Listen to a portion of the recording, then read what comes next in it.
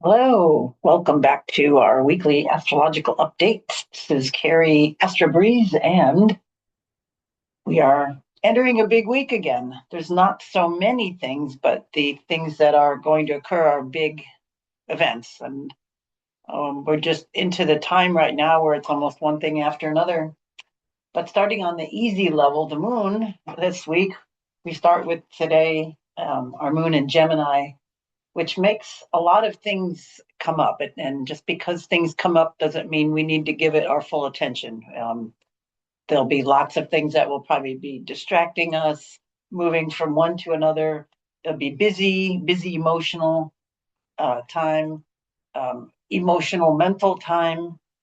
And then the moon, then this week we'll also have moon in Cancer. It's home. So after a couple days, we'll have that more nostalgia, feel like home, comfort, security, maybe world triggers, world things in the world might trigger a sense of home or feeling like I need to care for my home or something about my, all of our homes. Um, you want to protect your home. Anyway, all of that kind of going on, and then then the moon will go into Leo, and it will be much more dramatic, um, probably over the top drama, overreacting to things. We might see a huge amount of that. And then it goes into Virgo, and we'll have our lunar eclipse at 12 Virgo. All right, so that's kind of like the culmination of the week. The full moon lunar eclipse in Virgo. So we also have the South Node at Virgo, and of course, that's going to be why the eclipse. It's a lunar eclipse because it's right there. So we just have to remember. Actually, I don't have it on the chart, but it's always opposite of the North Node. The South Node's down here. I'm not sure why it's not on here, but anyway, the moon when we get to Friday will be there, and we can see how close it is now. It's 9. It's really close, and then the moon will be at 12, so it's almost perfect. So that is our emotional overtone through the week, and then the next couple days is kind of quiet, which is really nice. But we also have one of the big things we need to be aware of this week. Well, actually, two real big, three. Mercury is going to go retrograde, and it is stationary pretty much, and it will be um, on Thursday. So it's Tuesday. It's pretty well there. It's at 22 degrees. So we go ahead a day. That's 22, and it's stationary, and again stationary. So Mercury right now is very. I think it's there on Friday. So Mercury is very strong because it's turning around. And of course, it doesn't actually back up in space, but from the way we view it here on Earth, it does look like it is moving retrograde. So this is a time where communications can get fouled up. Um, of course, all computers, technology, things that have moving parts, and then communications. What you think you said may not be what you meant. What somebody heard might not be what you said or what you alluded to. There's going to be a lot of that. And right now, with Mercury and Pisces, we already have a lot of that. But right now, especially because it's stationary and it's about to turn retrograde. So be careful about a lot of communications, how you say things, what you mean, especially when, before you press that text button, send button. If you're voice to text, make sure you proofread because there could be some things that aren't right, more than normal, things like that, but on a grand scale. So check your math, check your, the way you thought you heard something, or the way think something was conveyed. I mean, almost be kind of ridiculous about it. It's like, okay, now this is what I'm hearing you say. Is this correct? Kind of, because we're just entering this massive confusion time, and then that that is going to be very interesting. Okay, so we'll go in order of what things happen. So we have that going on. Nothing really going on until Thursday, and let me just go ahead. We can see. Well, it's turning stationary, and then we can just depending on the time, it'll retrograde. Also, there we go, retrograding. Late into Thursday and early Friday, we have another big voodoo daddy aspect happening. We have the square of Mars and Uranus. Now, this is sudden things. And let's see, I have it set. If I did minutes, let's see where it's at 43. There we go. Okay, so 27:42, more or less, is what I have. And that's almost noon on Friday. So this is like 11:30-ish. But anyway, we're coming into this. So we can see already in the world, there's a lot of friction going on right now in Mexico, a lot of aggression, burning, violence, things out of the blue. Um, this kind of energy happening, and it's getting more intense and getting closer. So this is Friday. Things are going to be coming to a head on this level on Mars. Aggression, pioneering, inspiration, moving, wanting to do it this way. It has a um, Aquarian mindset, which is fixed. It's got it in its head. Energy. I'm going to do it this way. This is because I feel this is right. This is the Mars energy that is around, and then it's coming up against um, it's coming up against Uranus sitting there in Taurus, nice and strong. Boom. No, you're not. Nope. You ain't going nowhere kind of energy. And this is where the headbutt and the fight begins. This is like the energy of like, no, this is not happening. This is grounded, or the ground is shifting. The ground is affected, by it somehow. As we got this, this weird um, unstoppable kind of fixed energy meeting a brick wall, meeting this Taurian, uh, grounded, rooted, big no or big opposition, or it's not an opposition, it's a square, but this opposing type of force, this rooted, grounded force. It's Earth meeting air. Is the air going to go through the earth? Is the earth, how is this going to play out, this element? I feel there's going to be a lot of earth things to contend with. I'm just kind of, feeling the earth energy very strong. And then we also have the massive amount of solar flares, solar activity. And I believe once I have to listen to Stephen Burns again on YouTube.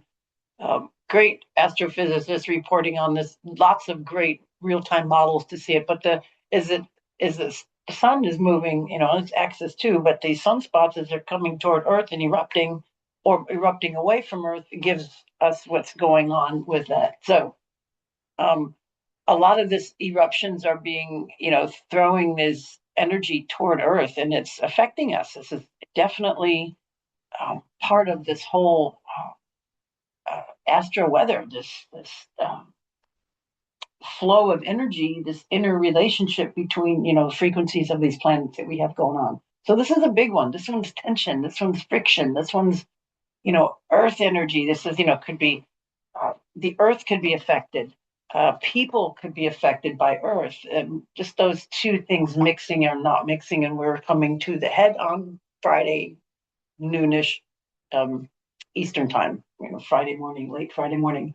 Okay, so that's Mercury retro. Mercury's going to still be retro and still right here.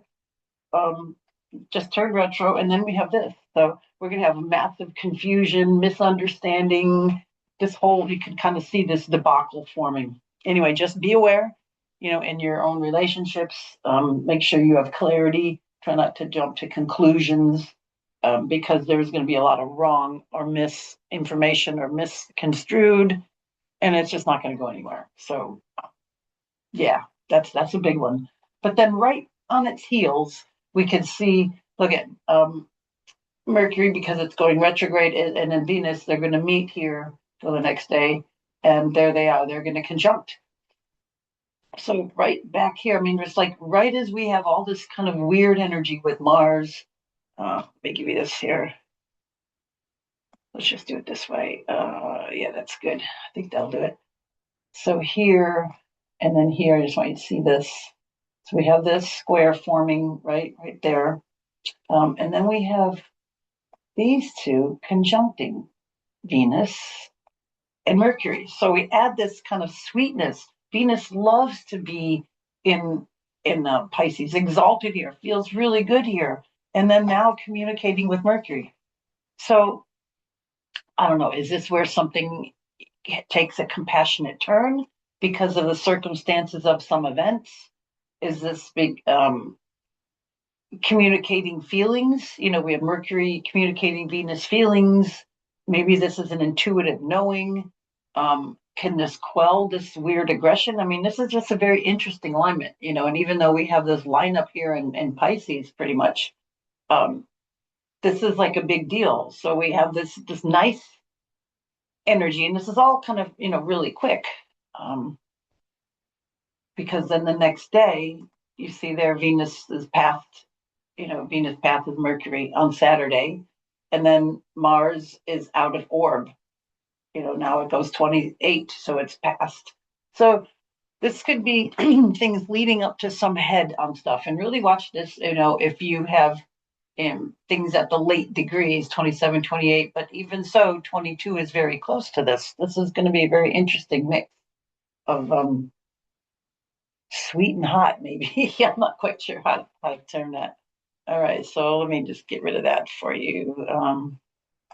So anyway, watch those abruptive, because it's Uranus. It's abruptive, right? Mars and Uranus, abrupt and ruptive, rupture, abruptive. A new word. That combination. So that's big. But then we got that blessing of the Venus in her own sign where she likes to be. And then maybe because Mercury is now kind of offline, it's not able to think so much and put out this left brain notion. Maybe it'll be a return to more of an intuitive right brain communication rather than all this hyper super logic kind of thing. That's kind of what I'm hoping on that. And then at that time, we got the moon, but it's going to be dramatic. See, the moon is now it had swept over. Let me go back. We're focusing on one part.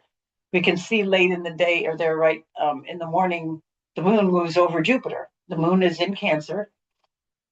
Okay, this is another interesting thing here. Let me just go back. That's like the day before. Here, hold on Friday. Let's go when the moon and Jupiter are conjunct. Okay, so here, this is interesting. Okay, so here, Friday, early in the morning, the moon's coming around. Moon is in its own sign, right? It's in its home sign of Cancer. It loves to be here, so it is home. And then Jupiter is exalted. Jupiter is, likes to be here, home away from home. So these two are now happy. So it's like Jupiter is the honored guest in Moon's home, and Moon's happy Jupiter's there. So these two are happy. And then we have, Venus and Mercury. Venus is in her home away from home, but taking care of Mercury now. Mercury's kind of feeling like a, fish out of water here, or I should say a bird in water, or that's not the right thing. Anyway, it's not feeling, it's very communicative. Like it wants to talk, but its face is in the water. Anyway, that kind of energy is coming on. And then right as we're coming into as we're getting into our new moon, our full moon at the end of the week. So here we have this, and then this is Friday, and let's go back to days, because the moon also does fun things. Okay, so we have it sweeping here across Jupiter. It's large, maybe large emotions, maybe, again, I'm getting some kind of a compassionate overtone, some kind of a intuitive understanding, some kind of love, a compassionate overtone within this mess. Maybe something happens that helps people find something within themselves on a higher level, on a more humanitarian love level, whatever that means. It's just kind of it's easier to see in retrospect, but we can see that kind of happening. And then there we go. Then they separate, and then Moon, later that day it moves into Leo. So something then Saturday, now some drama starts to ensue, right? As the moon, we go hours, because as the moon then moves into Leo, it's going to oppose Pluto. right? So we've got some more emotional drama here, right around there.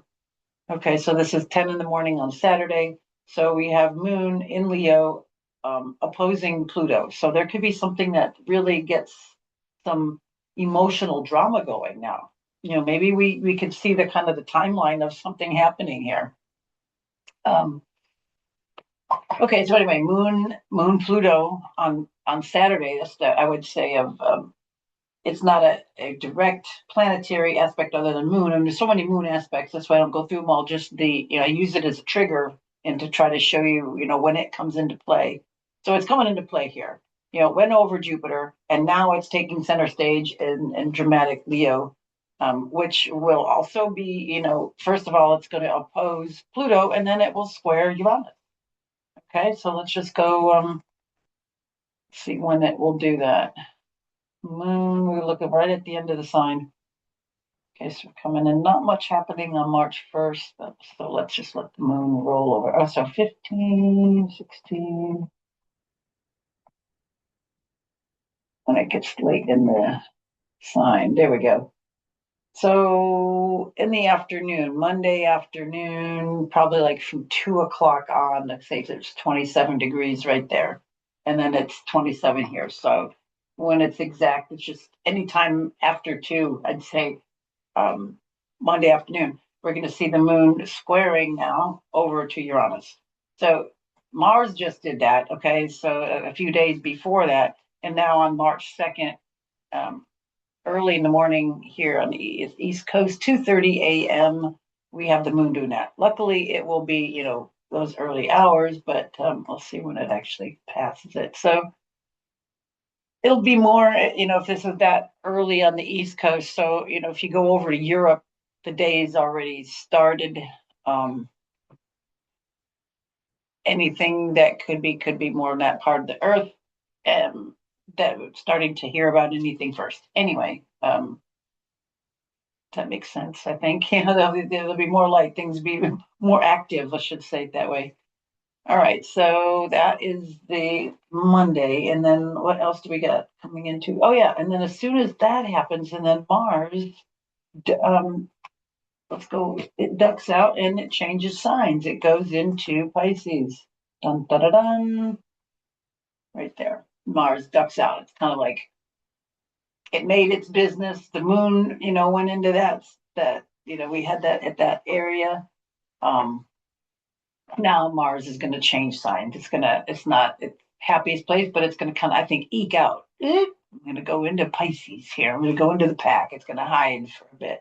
So maybe Mars makes some kind of a strike out at something and then lays low after that. So now we have it joining the crew. And here, look, 1, 2, 3, 4, 5.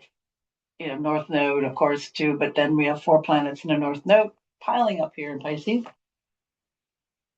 But at least we don't have Saturn and Neptune this time, right? Those are interesting. Okay, so we are on March 2nd. Let's go back to days. So we see this Mars changes sign. So that's another thing that happens. So we got, of course, a planet going retrograde. We have a really volatile square. We have a nice conjunction. We have the moon and Jupiter's blessing. And then we have a moon, opposition Pluto, and then this moon square Uranus. So those are some tense moon aspects here. And then Mars changes signs.